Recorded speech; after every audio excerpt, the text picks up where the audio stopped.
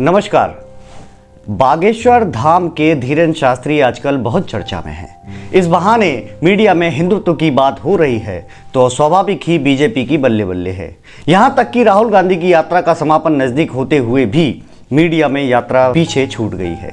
चर्चा धीरेन्द्र शास्त्री की अधिक हो रही है तो भाजपा खुश है, जबकि कांग्रेस को समझ नहीं आ रहा कि वह कैसे प्रतिक्रिया दे। जबलपुर में जब कमलनाथ जी से सवाल पूछा गया तो वे सवाल से कन्नी काटकर निकल गए। कांग्रेस के नेता प्रतिपक्षी जहां यह कहकर धीरेन्द्र शास्त्री जी को घेरते नजर आए कि वे तांत्रिकों जैसी क्रियाएं कर रहे हैं तो उन्हें नागपुर में प्रमाणित करना चाहिए था, वहां से भाग क्यों आए। यह अलग बात है कि रायपुर में जब धीरेन्द्र शास्त्री जी ने टीवी चैनलों के सामने स्वयं को सिद्ध किया और उन पर सवाल उठाने वालों को ही चुनौती देते हुए उन्हें आमंत्रित किया तो श्याम मानव जैसे तथाकथित बौद्धिक महाशय जन आक्रोश का भय बताकर कन्नी काट गए। कांग्रेस विधायक व राज्य सरकार के पूर्व मंत्री पीसी शर्मा अवश्य बोले कि सनातन धर्म पर सवाल उठाने का हक किसी को नहीं है। शास्त्री जी केवल हनुमान चालीसा का पाठ करने को ही तो कहते हैं, इसमें क्या गलत है। कुल मिलाकर विरोधी दलों को भाजपा की पिच पर बॉलिंग करने में पसीना आ रहा है। अब सवाल यह है कि यह अनायास हुआ या नियोजित है। इस सवाल का सीधा सीधा जवाब यह है कि जब धीरेन्द्र शास्त्री जी ने अपनी कथाओं के दौरान धर्मांतरण, लव जिहाद जैसे मुद्दे उठाए तो कांग्रेस द्वारा अपने इकोसिस्टम के माध्यम से उन्हें घेरने की कोशिश की गई, जो उन्हें बहुत भारी पड़ गई। चौबे जी छब्बे जी बनने की कोशिश में दुबे जी हो गए, उल्टे बांस बरेली को लद गए। आज मीडिया और सोशल मीडिया पर एक ही चर्चा है। अगर बागेश्वर धाम के धीरेन्द्र शास्त्री आदिवासियों के लिए जंगल में जाकर उनके बीच बैठकर राम कथा कर रहे हैं, सैकड़ों लड़कियों की हर साल शादी करा रहे हैं, बुंदेलखंड जैसे पिछड़े इलाके में कैंसर हॉस्पिटल शुरू करने का प्रयास कर रहे हैं, तो उनकी प्रशंसा होनी चाहिए।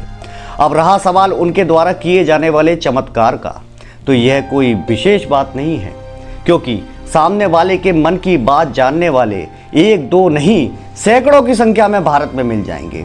यह अलग बात है कि वे आध्यात्मिक लोग स्वयं को प्रचारित नहीं करते। मेरा कहने का आशय यह कतई नहीं है कि धीरेन्द्र शास्त्री गलत कर रहे हैं।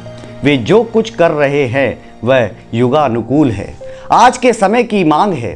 भारत की सनातन संस्कृति और उसकी शक्ति का सार्वजनिक प्रदर्शन आवश्यक हो गया है। पशु वृत्ति के जिहादी और विशुद्ध भोगवादी वामपंथी इस आदर्श व्यवस्था को विलुप्त कर देने को आमादा हैं। ऐसे में आत्मनो मोक्षार्थ साधना भर करते रहे तो न केवल सनातन हिंदुत्व को क्षति होगी वरन संपूर्ण मानवता को भी खतरा है। अतः साधना द्वारा प्राप्त शक्ति का प्रदर्शन नितांत आवश्यक है, जैसा कि धीरेन्द्र शास्त्री कर रहे हैं। हम भी श्री धीरेन्द्र शास्त्री के स्वर में स्वर मिलाएं, ईश्वर में आस्था और राष्ट्रवाद की अलख जगाएं और इसे ही अपना जीवन लक्ष्य बनाएं। न कोई अगड़ा है, न कोई पिछड़ा, न कोई ऊंचा है, न कोई नीचा, हम सब हिंदू एक हैं। यही है भारत को जोड़ने का एकमात्र मार्ग। इसके लिए किसी यात्रा की आवश्यकता नहीं है, बस संकल्प भर लेना है। धर्म की जय हो, अधर्म का नाश हो, प्राणियों में सद्भावना हो, विश्व का कल्याण हो। नमस्कार।